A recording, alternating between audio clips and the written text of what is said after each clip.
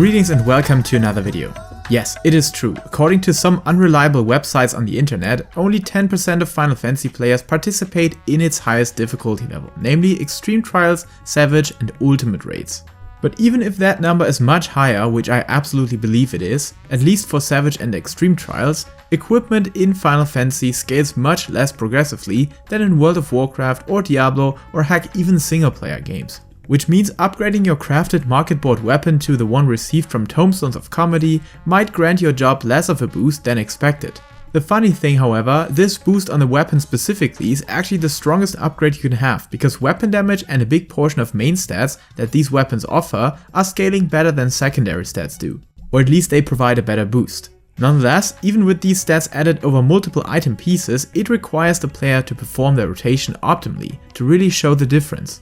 I remember when I got my first purple and orange passes back in Eden's Gate Savage, I haven't even received my best in slot weapon, and after receiving it, I could not outperform my best pars due to missing crit and direct hit RNG, which is definitely a factor coming into the mix as well.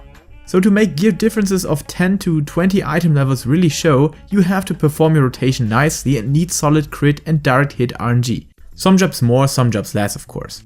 And the whole topic becomes even more stale when looking at secondary stats.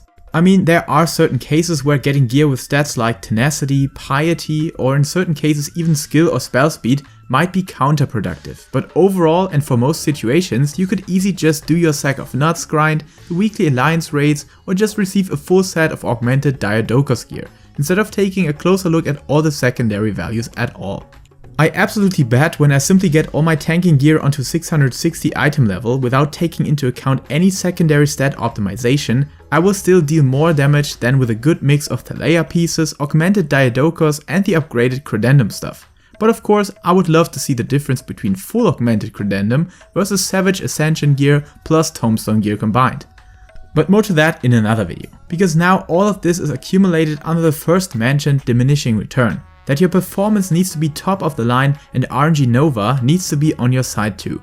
So if you're unsure which item to get, just get the one with the highest item level, and you're good to go.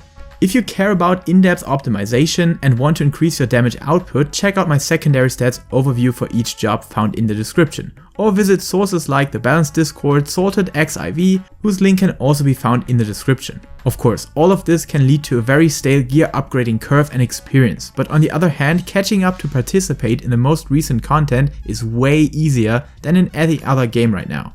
So it has both good and bad aspects, and I guess it is personal preference if you like it that way or not. Which also means when the gear curve is already kinda flat for people dealing with optimal rotations in tough content, doing your dailies, alliance raids or stuff like that will never force you to think about gear optimization at all. Because as long as there are no enrage mechanics, which we had in soft or hard form in previous normal raids and trials, but nowadays as long as a healer, DPS and a tank are alive, you can do it. Sometimes even just the tank is enough.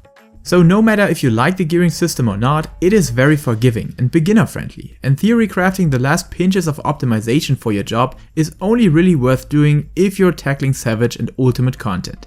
Which leads us to the conclusion: get your item level as high as possible and try to learn your rotation and your job's basics as best as you can, because that is much more a significant factor than equipment. Except you're more behind than 50 item levels or something like that, which the minimal duty finder requirements are mostly taken care of anyways. For all else, stick to the videos in the description or other sources to learn more about these gearing things, and until next time, stay safe, stay healthy and keep loving Final Fantasy.